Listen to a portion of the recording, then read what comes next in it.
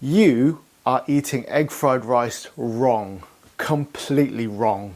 Wrong, wrong, wrong, wrong, wrong, wrong, wrong, wrong, wrong. There, I said it. Now let me explain. And before you rage click off this video and leave me an angry comment, hear me out, because this may change the way you think about Chinese cooking forever. You see, in Chinese culture, although it is hugely important, rice is not the star, it is not the main event, it's the supporting actor. You absolutely need it, but it shouldn't steal the show. It's there to soak up all those delicious flavours from your satay chickens, your beef, green pepper, black bean and garlic, your sweet and sour sauce. It's a delivery vehicle for all those amazing flavours. But somehow we've ended up in a world where we end up ordering all these amazing main courses and then plonk them on top of mushroom fried rice, chicken fried rice, special fried rice, which are great dishes on their own. And we have all these flavours and textures competing for your attention, and it all gets a little bit messed up. It's a little bit like ordering a juicy big cheeseburger with a side of loaded fries with burger and cheese in it, or ordering spaghetti bolognese with a side of macaroni cheese. It's too much. Too many flavours and textures competing. Let me paint you an even simpler scenario. You've ordered a dish of beef, green pepper, black bean and garlic. It's aromatic, it's full of umami, it's got that garlicky flavour. It is just beautifully savoury with a hint of sweetness. And you plonk it on an egg fried rice. Now the egg fried rice has already been seasoned, it's been fried so it's slightly oily, and all these flavours are going to compete against each other instead of working in harmony, where the rice should be absorbing all those wonderful flavours from the beef and green pepper. You're actually disturbing that perfection. And heaven forbid if you ordered it with special fried rice. The different textures, the different flavours from the chicken, the prawns, the vegetables, the saltiness of the rice. You now have this over-seasoned mishmash of flavours fighting for your attention. You might as well have gone for a kebab. Traditionally in Chinese cooking, white steamed or boiled rice is there, of course, to give you that carb hit, but it's also there to absorb all those flavours and sauces and to balance the dish. Plain boiled rice will never sound as exciting as fried rices, especially the ones with other ingredients added, but it's there to do a job. It adds that oh so subtle undertone of sweetness, which helps balance all the flavours from the main dishes that you have. Traditionally, the Chinese do not have just one main course to themselves. They share like a banquet of multitudes of main courses. So the boiled rice acts almost like a palate cleanser between bites from each dish. It makes sure that the flavours aren't mixed too much and that you get a maximum hit of the individual flavours of each individual delicious dish. And therefore the meal doesn't just become a mishmash of different flavours all blending into one. And that is really important when you're eating in this style. The irony of it is that the fried rice dishes you order, especially the ones with the added ingredients like chicken, prawns, pork, vegetables, whatever, are usually the most expensive rices on the menu. In reality, these fried rices are bits and pieces dishes, useful for using up all the leftovers in your fridge. Hardly luxurious, but still very nice. I made a similar video about chop suey actually, which serves a very similar role. I'll leave you a link in the description below. So these fried rice dishes are born out of practicality. You look in the fridge, there's some leftover boiled rice from yesterday, there's a couple of eggs, there's some leftover meat, a few vegetables, chuck them in the pan, stir fry it up, and there you go, you've got special fried rice. It's very practical, it's very resourceful, it's actually very humble. Now watching this video, you might reasonably be thinking that I hate egg fried rice because I've just been going off at them for the last 10 minutes. But actually that's not true. It's just that I think that there are better ways of eating Chinese food. And just to prove this point, I'm actually going to show you how to make a chicken fried rice from leftovers in my fridge. I've just raided my fridge and I found this quantity of leftover boiled rice from last night. I've also found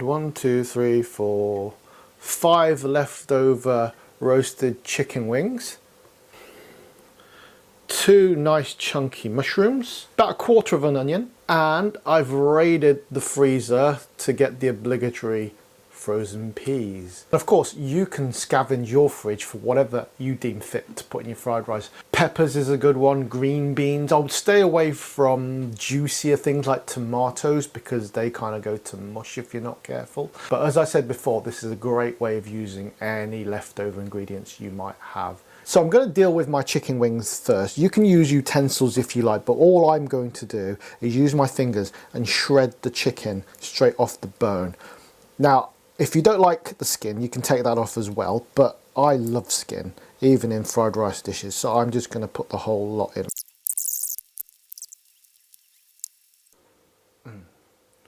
Right, so now I'm going to cut my mushrooms. I'm going to cut them between chunky and thin. I know that's not really helpful, but what you've got to try to imagine is the fact that these should cook in the same time it takes for the chicken to get thoroughly hot. Obviously the chicken's already cooked, so it does not like it's cooking from raw, but kind of thickness for that chicken, because it will take, from experience, the same time to cook approximately. Also, you don't want it too thin because you don't want it just to melt into the rice. You want it to have a little bit of bite to it.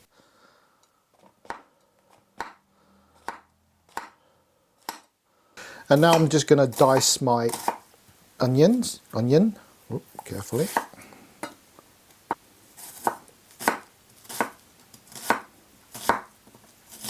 Time to wok and roll. So cheesy. Get that wok nice and hot even before you put your oil in. 2 to 3 tablespoons of oil. Swirl it, make sure you coat the whole cooking surface of your wok. Give it a second or so to get hot again. Okay, mushrooms and the chicken in.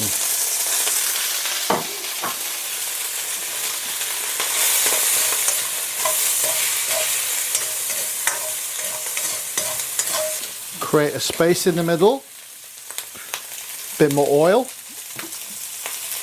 still on maximum heat. 1 beaten egg in.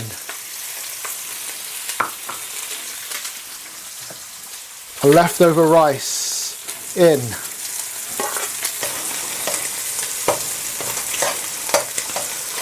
Now, it's lumpy and clumpy, so what we got to do is, using our utensils, just gently breaking up. Try not to squish the rice completely, but you can be quite firm and just nicely break it up. And then we can start to stir fry everything together.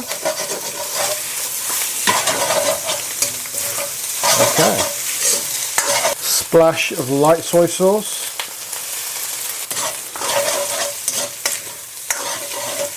Our peas.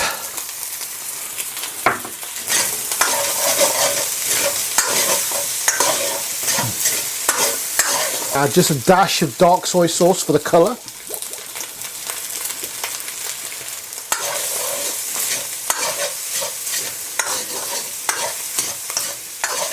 My onions.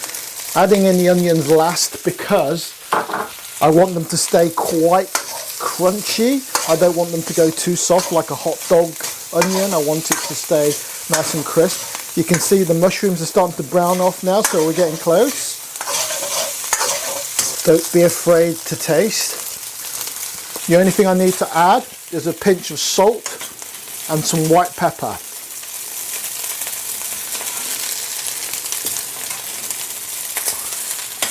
Flick that through.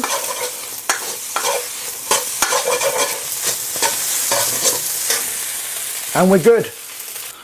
Into my little fishy bowl, my fish bowl. I'm going to serve it up in my favourite fish bowl. And the reason why I love this fish bowl is because years and years ago, when my wife and I got together, her very first present to me was a set of dishes and plates with this very nice motif in it. So it holds huge sentimental value. By the way, I got her a DVD player, but we don't dwell on that. It's a joke. I love this fish bowl just as much as I love this chicken fried rice. And there you have it, folks. Chicken fried rice made with leftovers from the fridge. get your taste buds ready. Let's have a go at this.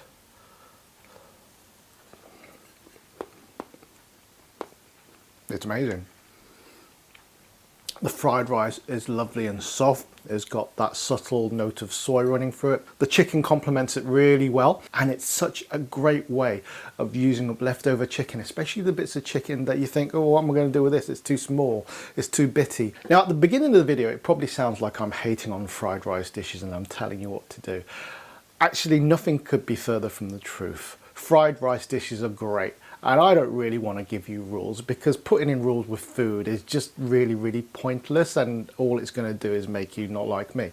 And if you've followed my channel for any length of time, you know I'll always encourage you to cook and eat your food however you want. All I'm trying to do is show you why boiled and steamed rice is so important in Chinese food and culture, and maybe try eating it like I suggested before, by eating main courses with boiled or steamed rice, because it might give you a better understanding and appreciation of how Chinese foods taste and the depths of flavour and the ingredients that go into them. At the end of the day, however you cook, prepare, order and eat your food, you do whatever makes you happy. And in the end, if you did like this video, please consider giving us a like, a share, subscribe to the channel if you're not already subscribed, and hopefully I will see you in the next one. Take care guys, bye.